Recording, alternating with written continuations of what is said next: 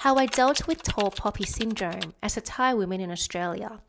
Now, this topic really hits home for me because I felt like there was so many things that I've noticed in a more subtle and silent way that I couldn't verbally express in the past. And I'm sure that you guys who are experiencing something similar are also thinking the same thing. So we're going to spill the tea today and actually uncover how tall poppy syndrome is literally everywhere.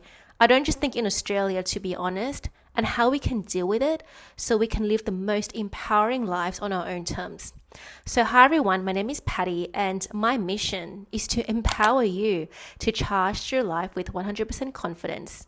Now let's get started. So very briefly, the formal definition of tall poppy syndrome, which is originated in Australia and New Zealand in the 1980s, is the perceived tendency to discredit or disparage those who have achieved notable wealth or prominence in their public lives. Which means that if you are getting ahead by the perceived public, whether it's through buying a nicer car, buying a nicer home, getting a job promotion, going to a prestigious university, or really just having that life upgrade, the people around you who started exactly where you are in a less prominent or less successful place will try to bring you down. Just like in the poppy fields where if one poppy grows too tall and before their flower blooms to its highest potential, I believe the other poppies will kind of sabotage its growth and make sure that that flower never truly blooms. And this is the same with human.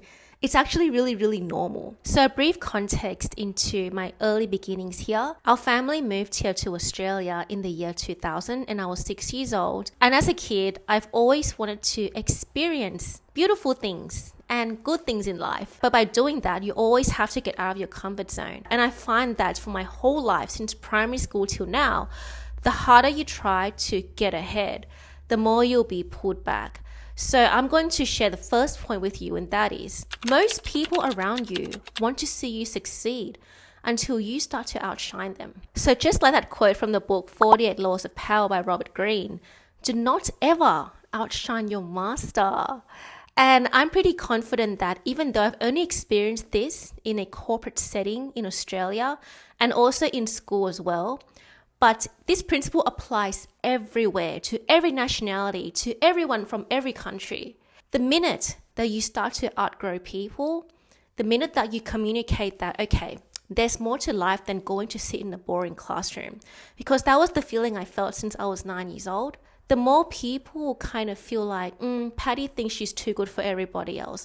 Oh, she's very cocky, she's arrogant, blah, blah, blah, blah, blah. So I started to question sometime if there was just something inherently wrong with my mindset, because I feel like in order for us to experience good things in life, we have to leave our comfort zone. And I actually really enjoy leaving my comfort zone a lot of times. But the thing is, if you are very dependent on people's validation, especially belonging in a friend group at school, because that's where you can only be from 8 till 3 p.m., your whole life is oriented in that box. So if you don't have validation from certain friends in this school, then it's really scary to be an outcast. And the maddest plot twist was that not only did acquaintances, colleagues, and friends don't want you to outshine them, but also your relatives, the people that are blood related to you, sometimes don't want you to get ahead. And this is something that you have to accept and feel neutral about, because there's just something really weird about crab bucket mentality, where the minute you start to know who you are, the minute you start to know how you wish to spend your time, the more people surrounding you from your past will not want you to get ahead of them. And this is factual truth. We need to accept that. We live in a world where we have to protect our inner peace. And we cannot let these kind of tall poppy syndrome and people that are jealous of our progress come in to mess up our energies. Which leads to the second point, and that is racism and white privilege. So I have to be honest with you that during my mid-20s, because I always grew up seeing my mom developing connections with Thai elites, and it worked out really well for her and our family. You know, when she becomes good friends with people that are literally somebody in Thailand, we get better access to everything. better vans, better cars, better places to stay when she goes to Thailand. Seeing the richest neighborhoods in Thailand where it's like a gatekeep community. And the next minute she's like, actually, instead of me getting a 9-to-5 job after this, while family kind of has this business and blah, blah, blah, blah. And long story short, she was able to kind of get a job because of family connections. So that kind of embedded in my subconscious mind that in order for me to really get ahead, I had to develop connections. And while that is really, really true to a great extent, that it's not enough for you to have technical skills and be good at your job, but you have to create long-lasting connections with industry professionals. But I took it to a wrong turn. Since I was approaching all of this from a very scarce state, I used to attract a lot of men who portray themselves as being in a position of power. And the minute they start to give me attention, or they say, oh, I can help you, I can give you time, I can give you mentorship, I started to equate that as getting ahead in life. But what I found quite sad later on is that people actually don't know you the way that you know yourself. People only choose to see you and know you according to their perception of you. And sometimes with old white men, they perceive every single Asian chicks as birds, or like, oh yeah, she's one of them, the cute Asian but not very smart. So even though you know yourself that I'm bloody smart, I've written books, I've held workshops, I've done interview coaching, started my own business, and did all these things. But the minute that some old white man comes in, he thinks that he knows more than you. And he always thinks that he has the right to tell you what to do with your career just because he labels every single Asian ladies as, oh, probably not that smart. She's just one of them, like cute, but only smart to this level. So what I've experienced in the past is also being verbally degraded. And I'll always kind of look past it, like every single time I was told things like, oh, I think your accent here sounds funny. Instead of saying important, you have to say important. And I was just trying to seek a feedback from a 30-second short of a makeup clip. But I was being corrected for my Australian accent. And I was like, this is really, really stupid. There were times where I'd create sales funnel and I would ask these mentors to, oh, can you have a look at this sales funnel and see how it sounds? And the feedback I always received was, this is a terrible sales funnel. It is very off-putting the way you structure your sentences. Nobody would want to buy your product if you put your sales funnel this way. Or when I was trying to build a website and there was like 1 or 2 testimonials because it was in the making, I'll be told things like, look, you got to have many, many, many testimonials for people to buy your product. And you know what? I learned all these marketing strategies that cost thousands and thousands of dollars for me to know, but I'm giving it out to you for free. So consider yourself being very lucky that you get to know this from me. The problem with being ambitious, young, and naive is that you come across losers that pretty much think that they're better than you just because they are white, old, and fluent in English. I'm just saying it as it is. But on the other hand, if you don't try to make connections, then again, there's tall poppy syndrome in the workplace where people just don't want you to get promoted. If you started at a low entry sales position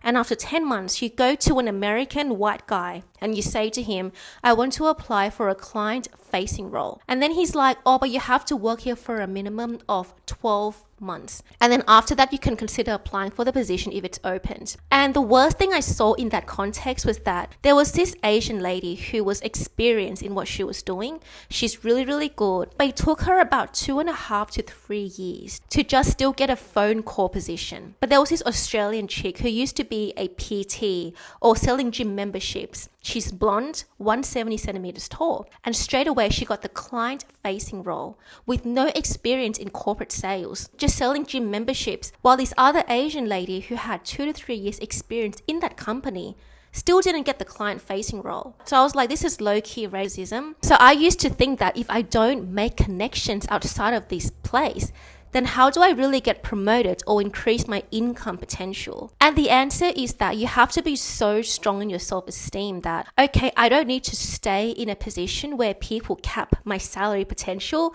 and they say all these bullshit things like, oh, you actually can't get promoted because you don't have experience. When in reality, it's that your face or like your overall vibe just doesn't suit the position because you're not Australian, like actually blonde and tall. But that also doesn't mean that people who are like CEOs, managing directors, investors, or people that are not in that 9 to 5 context are going to really help you that much. They will kind of breadcrumb you some information just so that they could leech off your youth, or they could like feel good talking to somebody that's young and Asian and pretty, but they will still gatekeep information. They won't tell you every single thing. They won't teach you every single thing.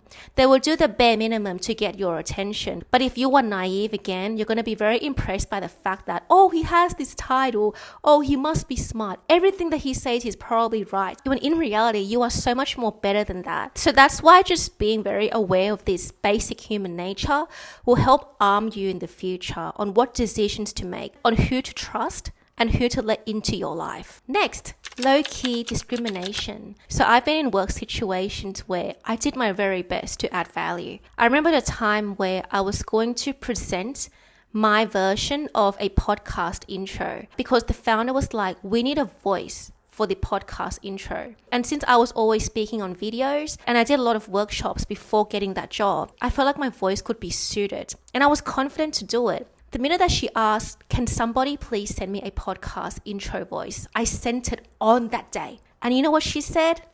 Nothing. She never really acknowledged it. She said, I will listen to it. And then she'd come back and be like, do we have any male voice? Because we need a voice that has more authority, more power. And my manager's like, but this person doesn't have experience in podcasting. This person doesn't really have experience talking on camera. But the founder was still like, that's okay. We just need a male voice. We don't need somebody with experience. And the worst part is that she even had a favorite in that company. And I believe she was from Spain. And she's such a lovely lady who was so nice. And that's why the founder liked her a lot. And she even admits to me so many times that my English is not good. I'm not confident with English. And the founder was like, do you want to do it then? Even though she was like, I'm not confident with English and I obviously don't have experience doing podcasts. And that minute I was like, okay, people definitely don't want people to get ahead. That was just only one instance where I tried to contribute something. The next time I tried to contribute was that I saw that the system was all messed up and I tried to lay out that this is the problem and this is how the company could potentially solve the root issue of not getting clients or burning their money in the wrong places. But since my position was kind of like a junior admin position, it's like I had no say in the company. So whatever I tried to voice out, the Australian founder would always kind of like, Patty doesn't have a position to really say anything. Patty doesn't have a voice, but we can pretend that she does. But let's keep her where she is. Let's keep her doing customer service or admin, but do not let her do more than that. Because literally people don't want to see you get ahead. So on the day that I quit that job, the founder was like, okay, so what is your plan? And I said very casually, I know exactly what my plans are, but I can't say it. And she was like, you know what, Patty? Every single time you have a plan, you must share it to people that know more than you. Otherwise, I've seen it all the time. You're going to fail. Then I was like, sure. And then she got really upset, which means that the minute you start to show a sense of self-esteem, the minute you start to respect yourself, respect your time, because you know exactly what you want out of life, people will be really pissed off at you for it. Even business women that are like, oh, I'm worth $30 million or like 8 figures, and my face is published on a women entrepreneur magazine. But they're still insecure about your youth or something like that. So the thing that you must be aware is that bamboo ceiling is real. Like no matter how hard you work for a company, no matter how much you try to add value, no matter how much of a team player you are, because everyone's like, oh, we want to hire somebody who can roll up their socks or roll up their sleeve or something. That they're going to be team players, they're going to put in the work, they're going to do the dirty work. Yeah, but what do you give me? Like, how does your company benefit my life besides breadcrumb salary is what I was always thinking. And if you are able to think independently and you confidently express this, people inside that organization will be really pissed off at you because you don't get promoted because people like you. Like you actually have to be the one to take initiative to promote yourself. If some organization won't give you what you want, you must be willing to leave, to start your own thing, or to pave your own career path. That's the only way you can beat the tall poppy syndrome. People will never want to give you a chance if they sense that your potential is high. Like even in Robert Greene's 48 Law of Power book, he was like that right-hand man who was, organizing a party, and everyone knew that the right-hand man did a very, very amazing job. So he stabbed his own employee literally in the back because the boss felt humiliated that he didn't look like the best. Like people didn't acknowledge that he was the best. So if you ever feel like, when will I get a promotion? Am I really worth $50,000 a year? Am I only worth $100,000 for my whole life? Is that really what I'm truly worth? No, you get to decide what you are truly worth. You get to decide how you spend your time, how you upskill yourself, how confident you are, and also how much self-esteem you have to walk away from literally everyone that doesn't give you proper treatments, proper pays, proper working conditions. Because the more you stay, the more power you give to people that will never, ever want to see you get ahead. And finally, gatekeeping opportunities. Now, this is so real that if you understand human nature, you will see that, everybody gatekeeps information. Nobody wants you to know the real meat. You know, a lot of people are like, Patty, I'm willing to help you. I'm here to mentor you. You know, I want you to feel like a family in this company. But it's like, okay, if I ask you how I can make double your salary, will you really tell me the answer? What if I want to be one step ahead of you in the next 12 months? Will you really tell me the answer? Of course not. If people support you to succeed, a lot of time it's that they want you to succeed as their accessory. So if you are successful, it makes them look amazing as a boss. But if you start to look better than the boss, that's when you'll always be sabotaged with like jabbing words, missed opportunities. And so I really hated this kind of culture. So that's why I'm a big fan of self-education, because guys, we don't know when we're going to get laid off. So the only time I got laid off was when I was 23 years old. And the boss asked me, Patty, what do you want to do with your life? And I said to her very straightforwardly, I want to be like you. I want to be an entrepreneur. She was the owner of a laser clinic franchise, and I think that she's cool. At the time, I was really mad at her for laying me off. But now I understand that the reason why she let me go was because I didn't want to be in customer service forever, and I didn't want to climb the ladder. So she was giving me the opportunity to go and build my future, which I have to thank her for actually. But at the time, people were really sad, like, oh, Patty actually worked hard, but she got laid off because I wasn't making money for the company. And they actually replaced me with another girl that got the customer service job. And at the time, I always asked myself, am I not a good enough call center? Like, I tried every day to learn how to be better at picking up the phone, at scheduling appointments. But there was some other girl who was better than me at call center. Is that why?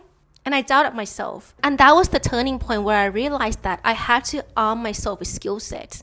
I cannot trust that a company will keep me forever. And I can never trust that I am safe working for anyone. Like, you just don't know when you're going to be valueless to them, even if you are full of value. See, I remember back in the corporate sales job, one of my teammates was really pissed off because the upper management changed the KPI. So we had to do like 100 calls a day or something, like 100 outreach. And we have to hit a certain minute per day.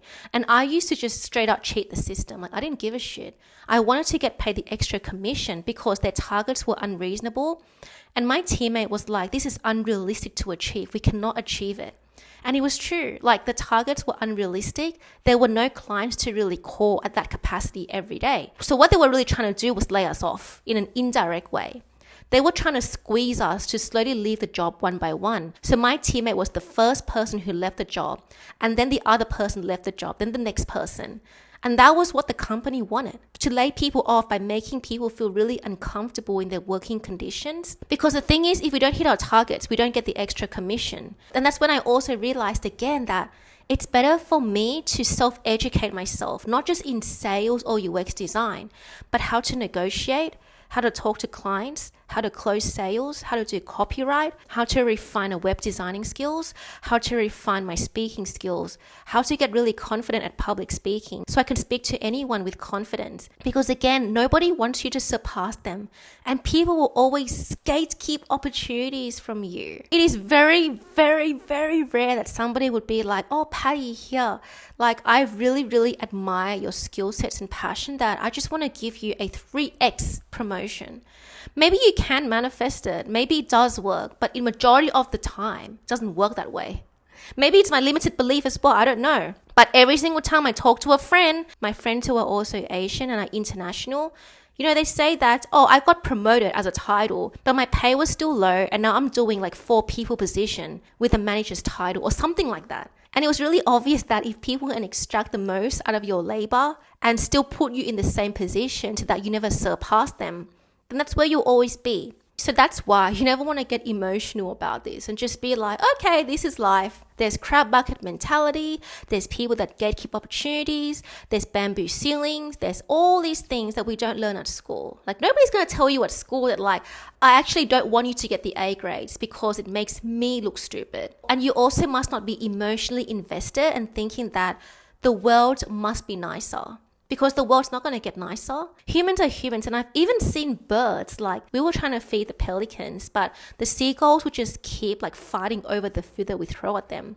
And the pelican is just like, I refuse to go and fight with those peasant seagulls.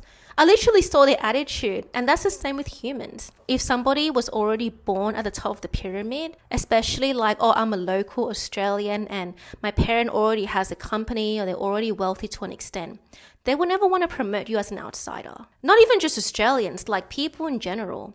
If I already built the wealth, why would I want to share it with you? I mean, I don't mind mentoring you so you can be useful for my company, but the day you try to get ahead of me, the day you question your salary, the day you question how much I pay you, they're all going to leave you questioning whether you are crazy or not. And the thing is, you are not crazy for realizing your worth. You are not crazy for knowing what you deserve in life. But the thing is, you also have to work on yourself every day and be willing to learn new skill sets, get good at them, and develop confidence in that area so that the minute this job lays you off, the minute somebody mistreats you, you have the confidence to be like, I can pivot my plan, start anything, any day from scratch, and I'll be fine to make money because I'm armed with skill set and confidence. So this is it for my video. I hope you enjoyed this kind of rant. And if you do, let us know if you experienced a similar thing in the comments. Other than that, I'll see you soon. Bye-bye.